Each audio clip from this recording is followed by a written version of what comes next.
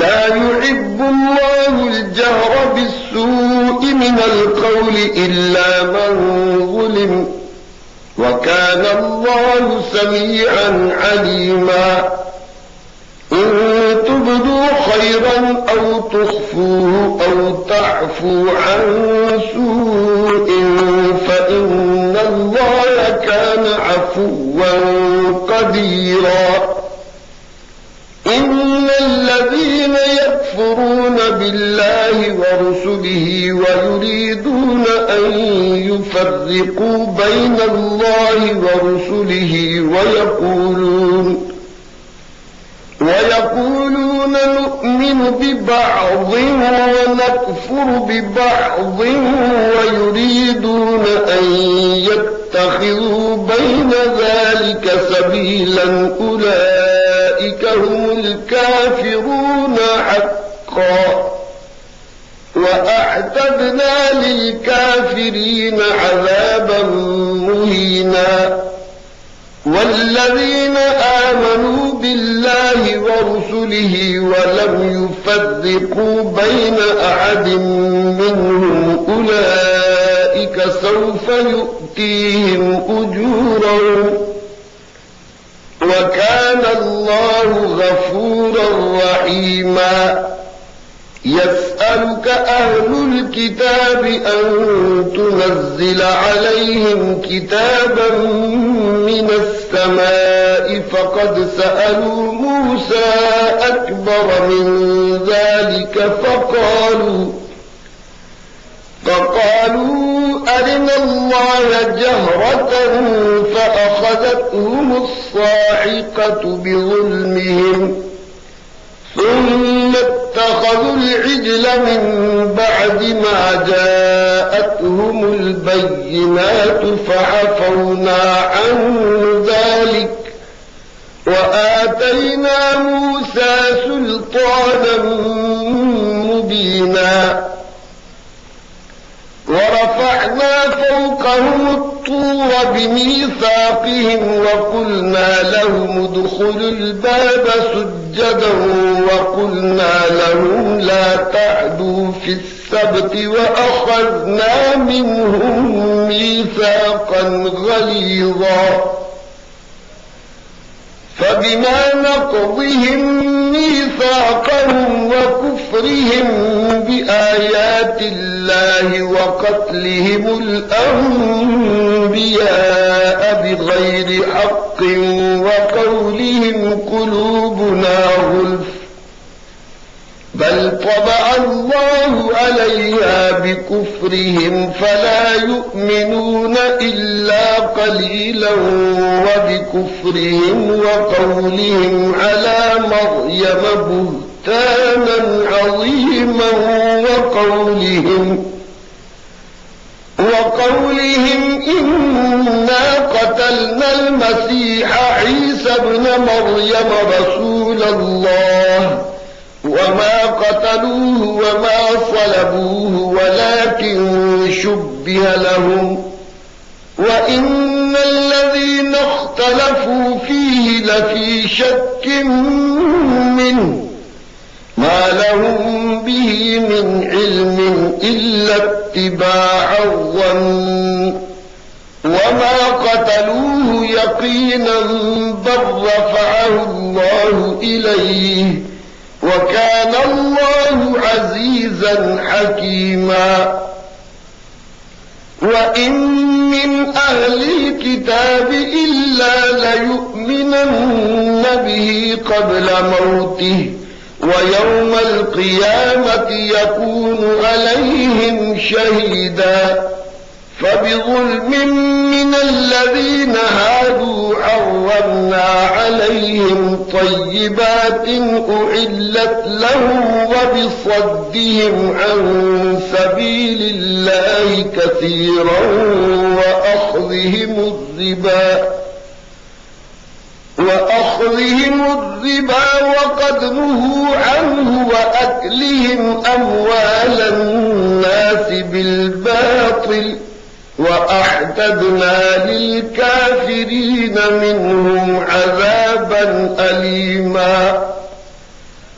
لكن الراسخون في العلم منهم والمؤمنون يؤمنون بما أنزل إليك وما أنزل من قبلك والمقيمين الصلاة والمؤتون الزكاة والمؤمنون بالله واليوم الآخر أولئك سنؤتيهم أجرا عظيما إنا أوحينا إليك كما أوحينا إلى نوح والنبيين من بعده وأوحينا إلى إبراهيم وإسماعيل وإسحاق ويعقوب والأسباط وعيسى وأيوب ويونس وهارون وسليمان وآتينا داود زبورا ورسلا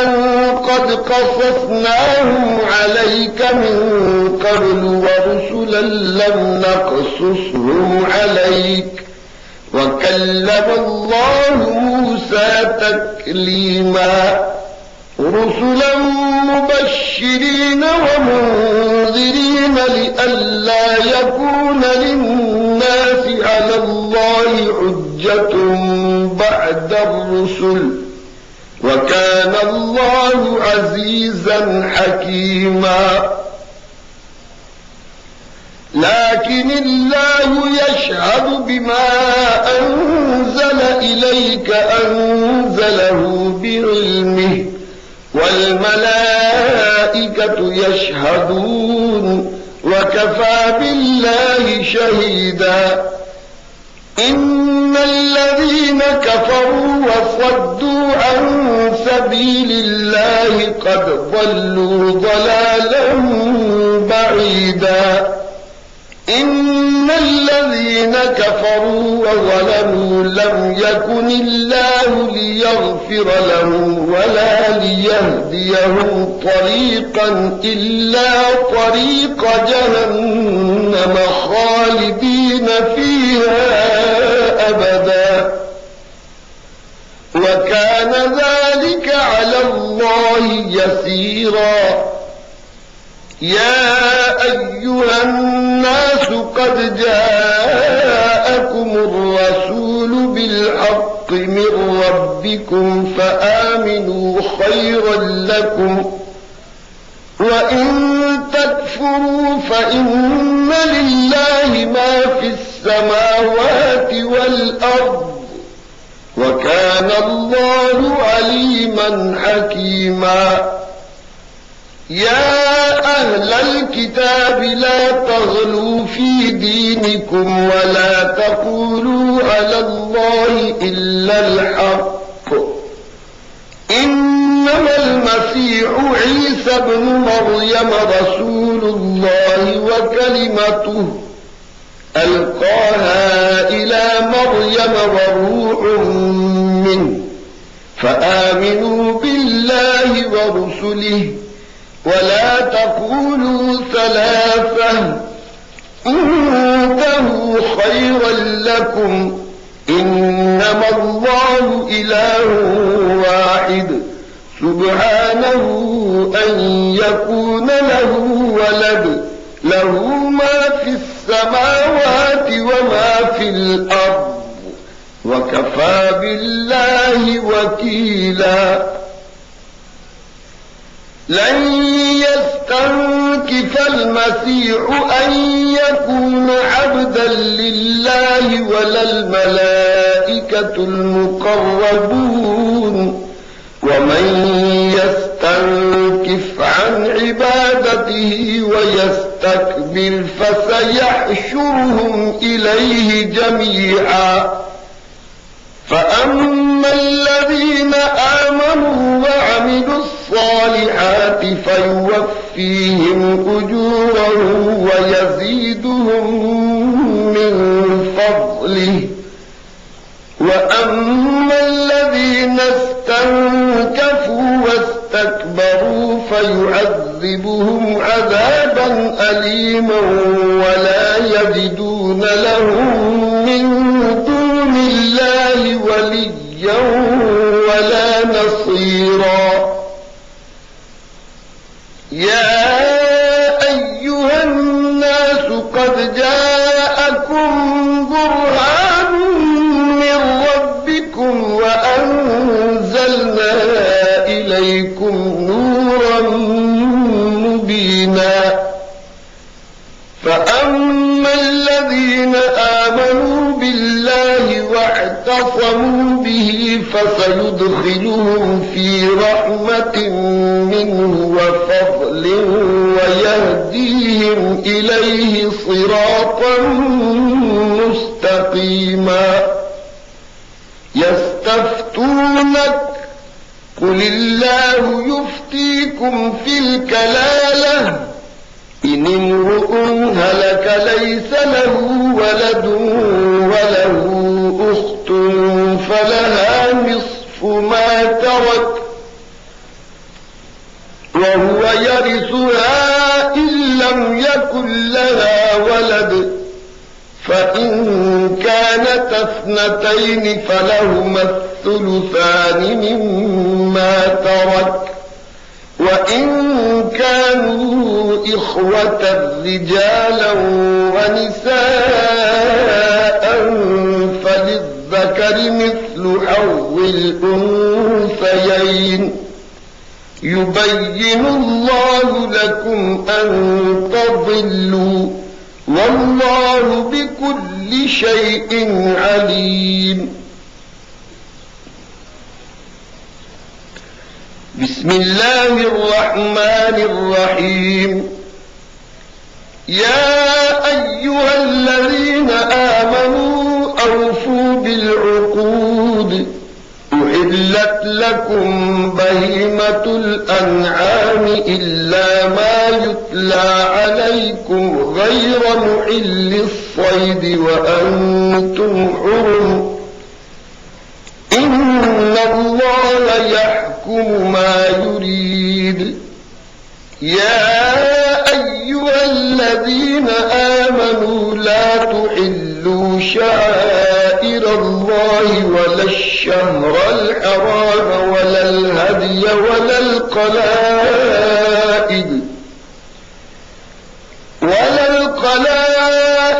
ولا آمين البيت الحرام يبتغون فضلا من ربهم ورضوانا وإذا حللتم فاصطادوا ولا يجرمنكم شنآن قوم أن صدوكم عن المسجد الحرام أن تعتدوا وتعاونوا على البر والتقوى ولا تعاونوا على الإثم والعدوان واتقوا الله إن الله شديد العقاب.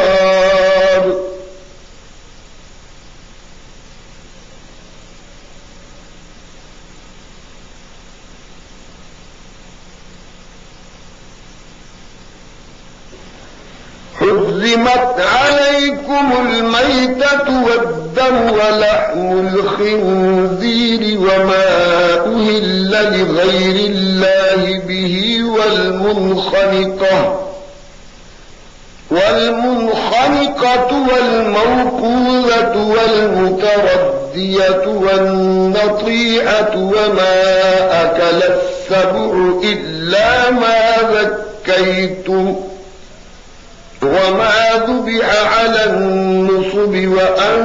تستقسموا بالأزلام ذلكم فسق.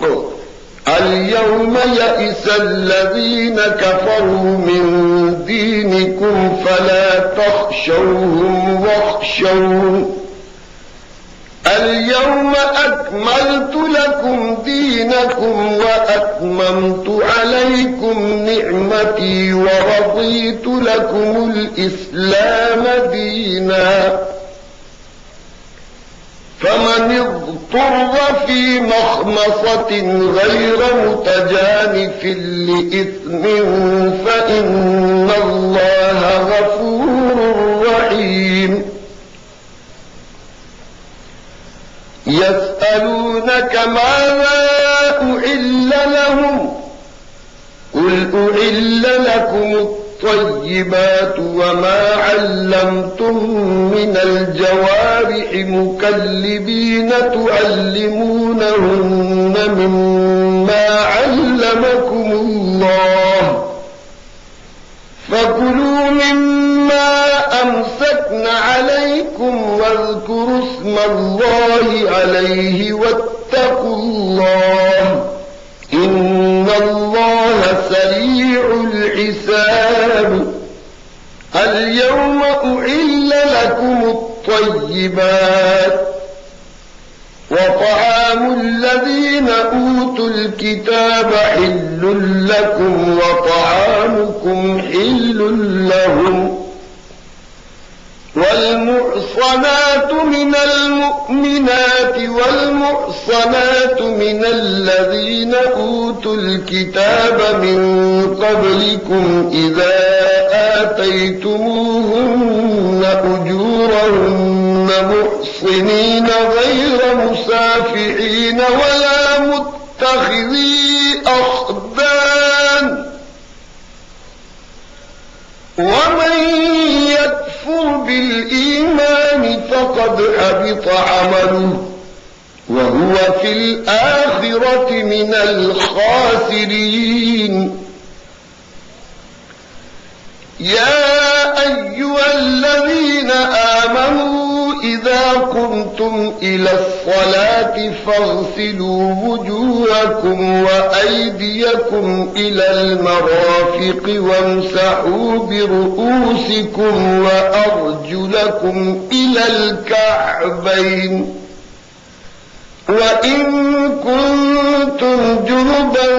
فاطهروا وإن كنتم مرضى أو على سفر أو جاء أحد منكم من الغائط أو لامستم النساء فلم تجدوا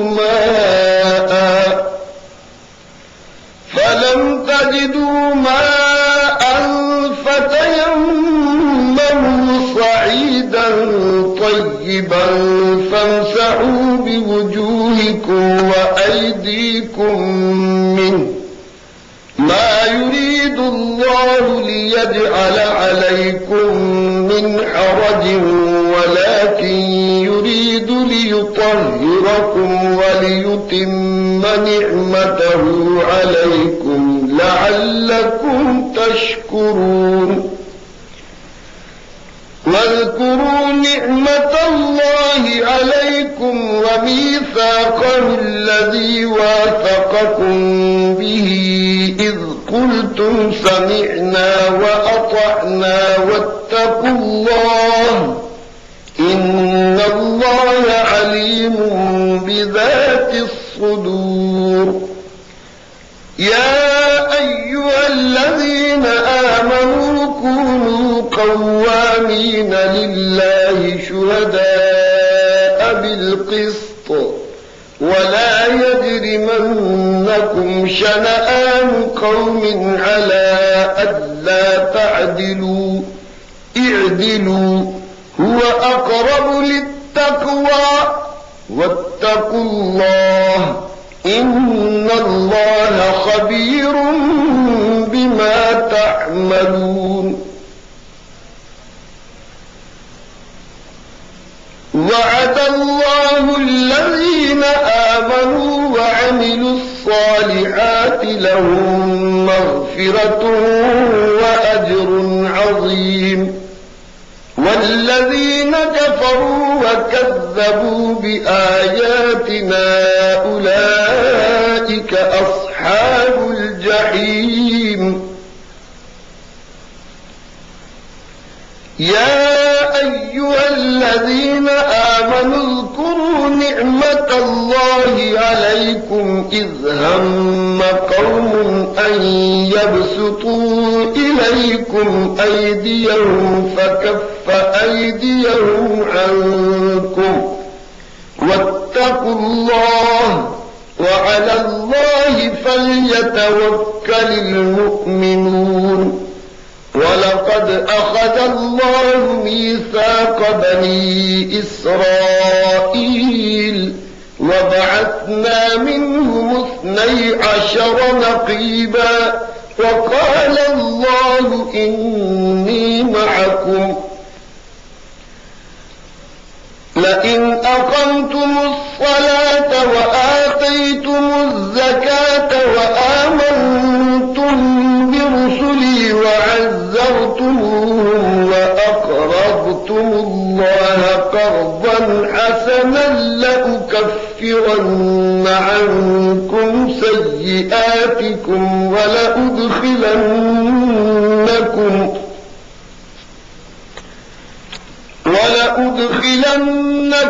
جنات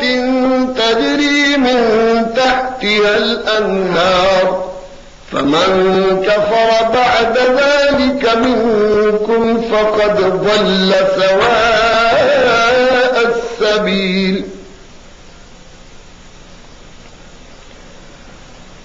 فبما نقضهم ميثاقهم لعناهم وجعلنا قلوبهم قاسية يحرفون الكلم عن مواضعه ونسوا حظا مما ذكروا به ولا تزال تطلع على خائنة منهم إلا قليلا منهم فاعف عنهم واصفح إن الله يحب المحسنين. ومن الذين قالوا إنا نصارى أخذنا ميثاقهم فنسوا حظا مما ذكروا به فأغرينا بينهم العداوة والبغضاء إلى يوم القيامة وسوف ينبئهم الله بما كانوا يصنعون. يا أهل الكتاب قد جاءكم رسولنا يبين لكم كثيرا مما كنتم تخفون من الكتاب ويعفو عن كثير. قد جاءكم من الله نور وكتاب مبين يهدي به الله من اتبع رضوانه سبل السلام ويخرجهم من الظلمات إلى النور بإذنه ويهديهم إلى صراط مستقيم. لقد كفر الذين قالوا إن الله هو المسيح ابن مريم قل فمن يملك من الله شيئا إن أراد أن يهلك المسيح ابن مريم وأمه ومن في الأرض جميعا ولله ملك السماوات والأرض وما بينهما يخلق ما يشاء والله على كل شيء قدير. وقالت اليهود والنصارى نحن أبناء الله وأحباؤه قل فلم يعذبكم بذنوبكم بل أنتم بشر ممن خلق يغفر لمن يشاء ويعذب من يشاء والأرض وما بينهما وإليه المصير. يا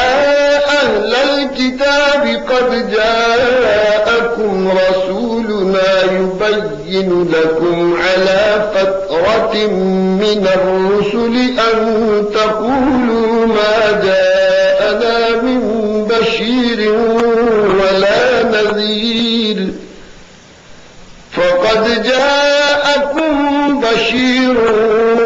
ونذير والله على كل شيء قدير. وإذ قال موسى لقومه يا قوم اذكروا نعمة الله عليكم إذ جعل فيكم أنبياء وجعلكم ملوكا وآتاكم ما لم يؤت أحدا من العالمين. يا قوم ادخلوا الأرض المقدسة التي كتب الله لكم ولا ترتدوا على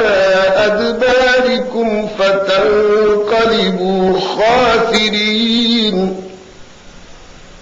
قالوا يا موسى إن فيها قوما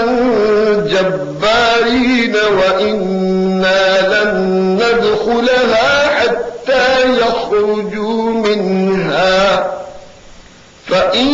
يخرجوا منها فإنا داخلون.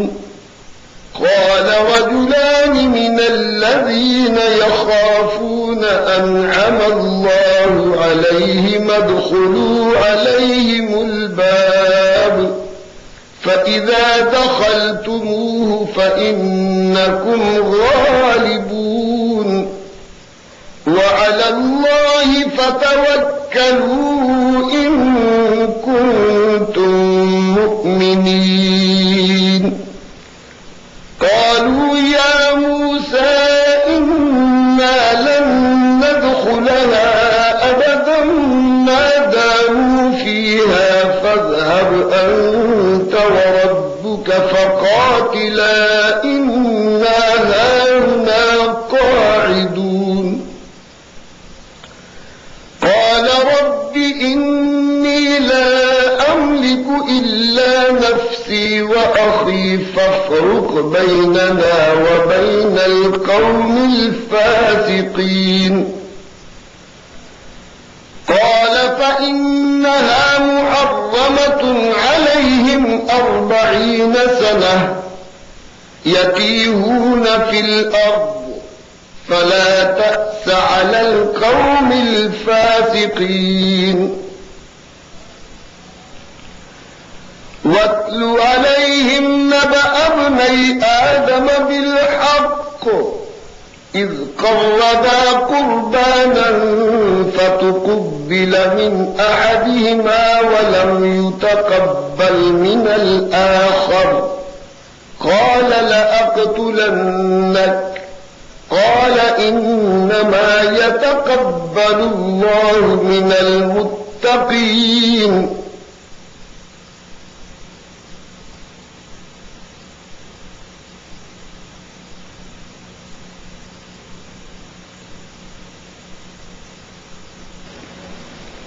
لئن بسطت إلي يدك لتقتلني ما أنا بباسط يدي إليك لأقتلك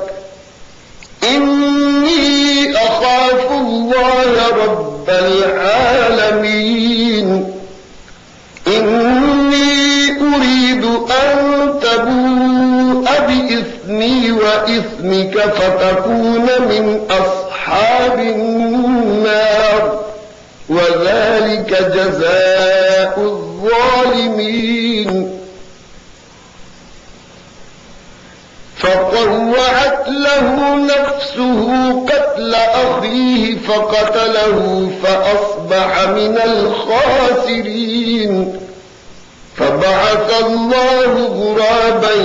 يبحث في الأرض ليريه كيف يواري سوءة أخيه قال يا ويلتى أعجزت أن أكون مثل هذا الغراب فأواري سوءة أخي فأصبح من النادمين من أجل ذلك كتبنا على بني إسرائيل أنه من قتل نفسا بغير نفس أو فساد في الأرض فكأنما قتل الناس جميعا ومن أحياها فكأنما أحيا الناس جميعا ولقد جاءتهم رسلنا بالبينات ثم إن كثيرا منهم بعد ذلك في الأرض لمسرفون إنما جزاء الذين يحاربون الله ورسوله ويسعون في الأرض فسادا أن يقتلوا أو يصلبوا أو تقطع أيديهم وأرجلهم من خلاف أو ينفوا من الأرض ذلك لهم خزي في الدنيا ولهم في الآخرة عذاب عظيم إلا الذين تابوا من قبل أن تقدروا عليهم فاعلموا أن الله غفور رحيم يا أيها الذين آمنوا اتقوا الله وابتغوا إليه الوسيلة وجاهدوا في سبيله لعلكم تفلحون إن الذين كفروا لو أن لهم ما في الأرض جميعا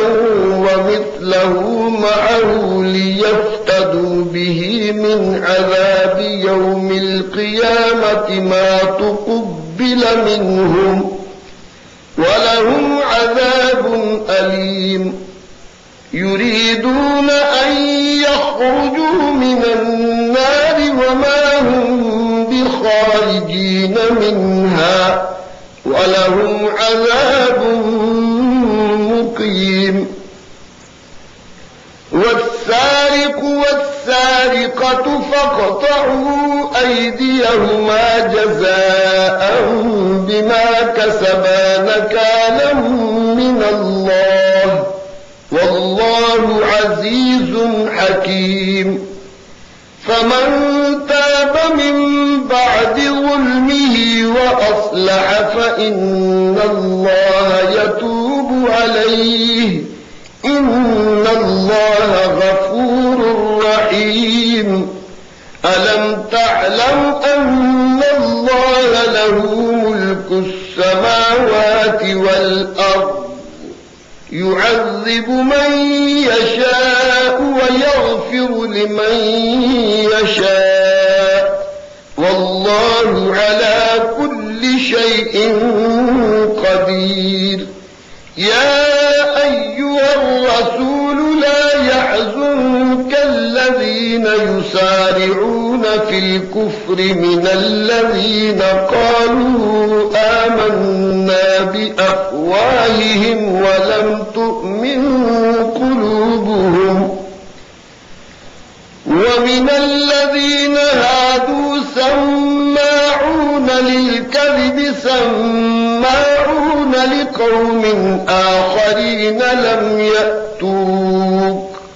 يحذفون الكلم من بعد مواضعه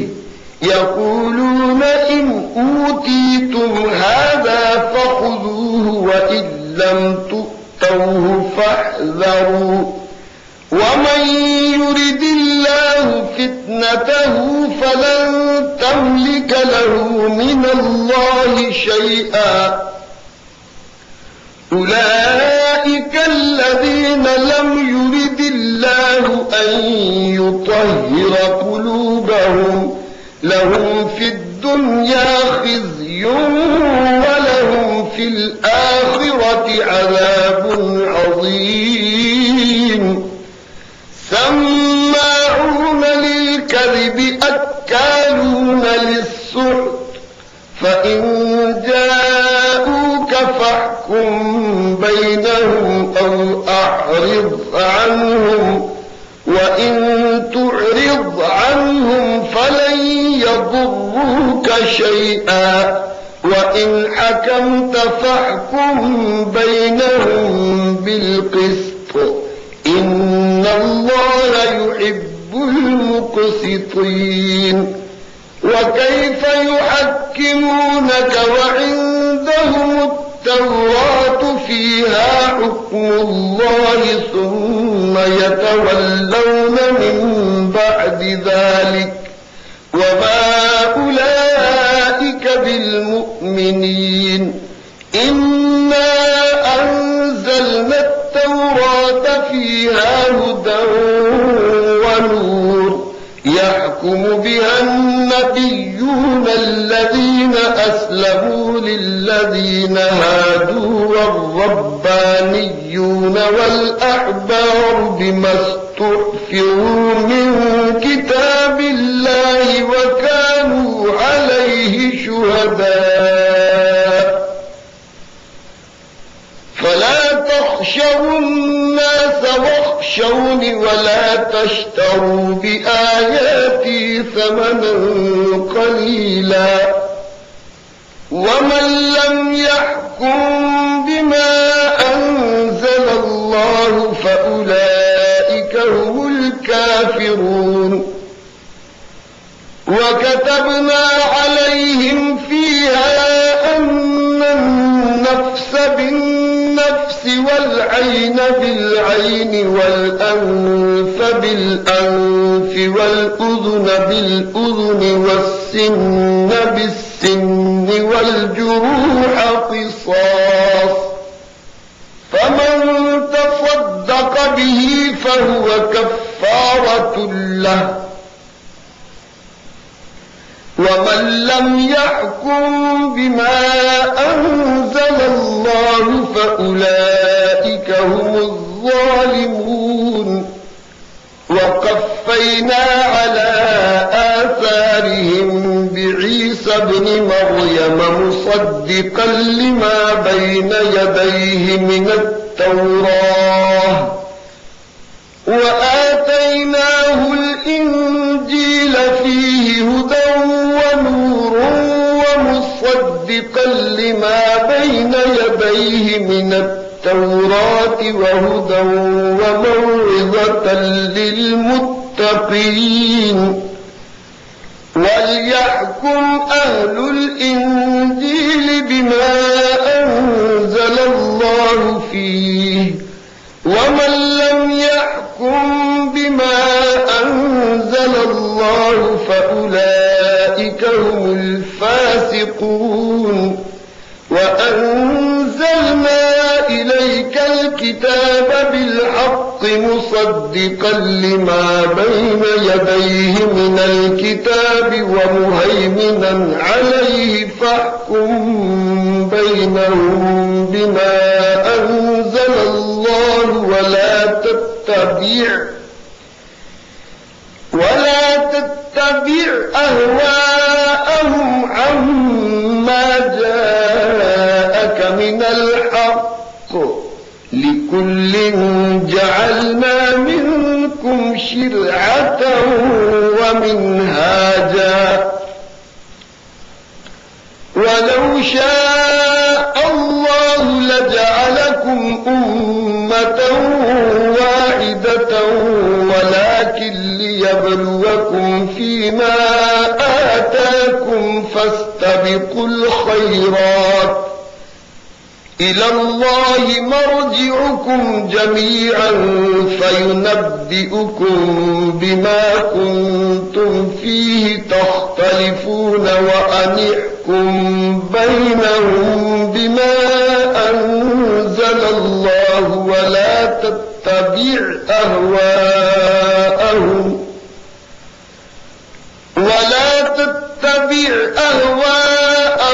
واحذرهم أن يفتنوك عن بعض ما أنزل الله إليك فإن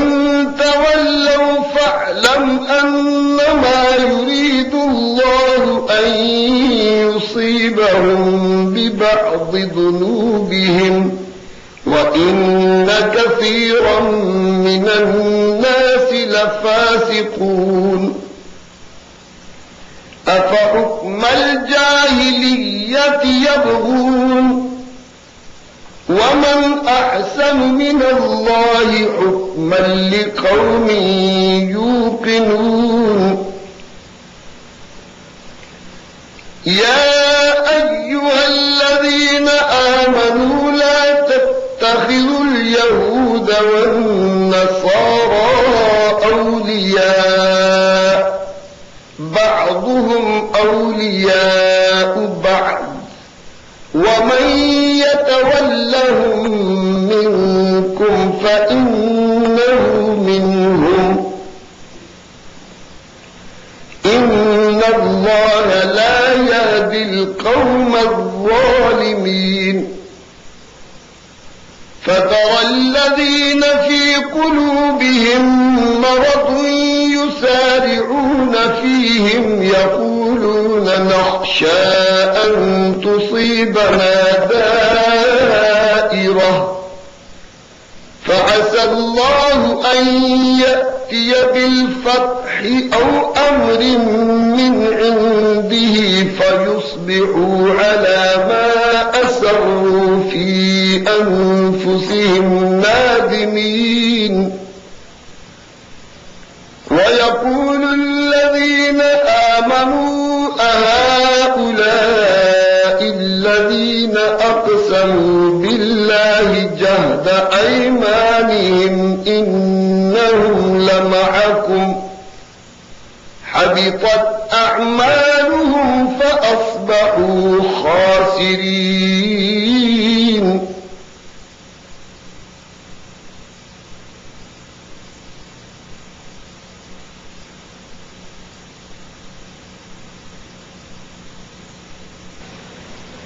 يا أيها الذين آمنوا من يرتد منكم عن دينه فسوف يأتي الله بقوم يحبهم ويحبونه أذلة على المؤمنين أعزة على الكافرين يجاهدون في سبيل الله ولا يخافون لومة لائم ذلك فضل الله يؤتيه من يشاء والله واسع عليم إنما وليكم الله ورسوله والذين آمنوا الذين يقيمون الصلاة ويؤتون الزكاة وهم راكعون ومن يتول الله ورسوله والذين آمنوا فإن حزب الله هم الغالبون يا أيها الذين آمنوا لا تتخذوا الذين اتخذوا دينكم هزوا ولعبا من الذين أوتوا الكتاب من قبلكم والكفار أولياء واتقوا الله إن كنتم مؤمنين وإذا ناديتم إلى الصلاة اتخذوها هزوا ولعبا ذلك بأنهم قوم لا يعقلون قل يا أهل الكتاب هل تنقمون منا إلا أن آمنا بالله وما أنزل إلينا وما أنزل من قبل وأن أكثركم فاسقون قل هل أنبئكم بشر من ذلك مثوبة عند الله من لعنه الله وغضب عليه وجعل منهم القردة والخنازير وعبد الطاغوت أولئك شر مكانا وأضل عن سواء السبيل وإذا جاءوكم قالوا آمنا وقد دخلوا بالكفر وهم قد خرجوا به والله أعلم بما كانوا يكتمون وترى كثيرا منهم يسارعون في الإثم والعدوان وأكلهم السحت لبئس ما كانوا يعملون لولا ينهاهم الربانيون والأحبار عن قولهم الإثم وأكلهم السحت لبئس ما كانوا يصنعون وقالت اليهود يد الله مغلولة غلت أيديهم ولعنوا بما قالوا بل يداه مبسوطتان ينفق كيف يشاء وليزيدن كثيرا منهم ما أنزل إليك من ربك طغيانا وكفرا وألقينا بينهم العداوة والبغضاء إلى يوم القيامة كلما أوقدوا نارا للحرب أطفأها الله ويسعون في الأرض فسادا والله لا يحب المفسدين ولو أن أهل الكتاب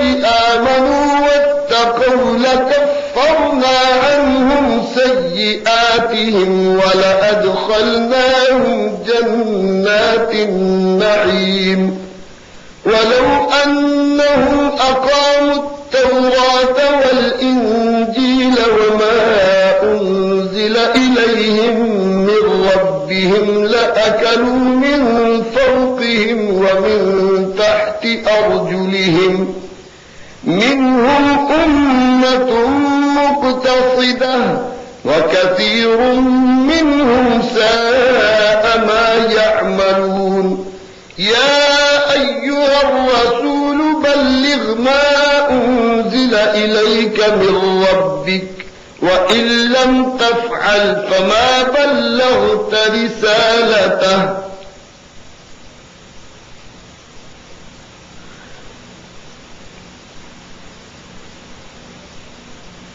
والله يعصمك من الناس إن الله لا يهدي القوم الكافرين قل يا أهل الكتاب لستم على شيء حتى تقيموا التوراة والإنجيل وما أنزل إليكم من ربكم وليزيدن كثيرا منهم ما أنزل إليك من ربك طغيانا وكفرا فلا تأس على القوم الكافرين إن الذين آمنوا والذين هادوا والصابئون والنصارى من آمن بالله واليوم الآخر وعمل صالحا فلا خوف عليهم ولا هم يحزنون. لقد أخذنا ميثاق بني إسرائيل وأرسلنا إليهم رسلا كلما جاءهم رسول بما لا تهوى أنفسهم فريقا كذبوا وفريقا يقتلون وحسبوا ألا تكون فتنة فعموا وصموا ثم تاب الله عليهم ثم عموا وصموا كثير منهم والله بصير بما يعملون. لقد كفر الذين قالوا إن الله هو المسيح ابن مريم وقال المسيح يا بني إسرائيل اعبدوا الله ربي وربكم إنه من يشرك بالله فقد حرم الله عليه الجنة ومأواه النار وما للظالمين من أنصار. لقد كفر الذين قالوا إن الله ثالث ثلاثة وما من إله إلا إله واحد وإن لم ينتهوا عما يقولون ليمسن الذين كفروا منهم عذاب أليم. أفلا يتوبون إلى الله ويستغفرونه والله غفور رحيم. ما المسيح ابن مريم إلا رسول قد خلت من قبله الرسل وأمه صديقة كانا يأكلان الطعام انظر كيف نبين لهم الآيات ثم انظر أنا يؤفكون. قل أتعبدون من دون الله ما لا يملك لكم ضرا ولا نفعا والله هو السميع العليم. قل يا أهل الكتاب لا تغلوا في دينكم غير الحق ولا تتبعوا أهواء قوم قد ضلوا من قبل وأضلوا كثيرا وضلوا عن سواء السبيل. لعن الذين كفروا من بني إسرائيل على لسان داود وعيسى بن مريم ذلك بما عصوا وكانوا يعتدون. كانوا لا يتناهون عن منكر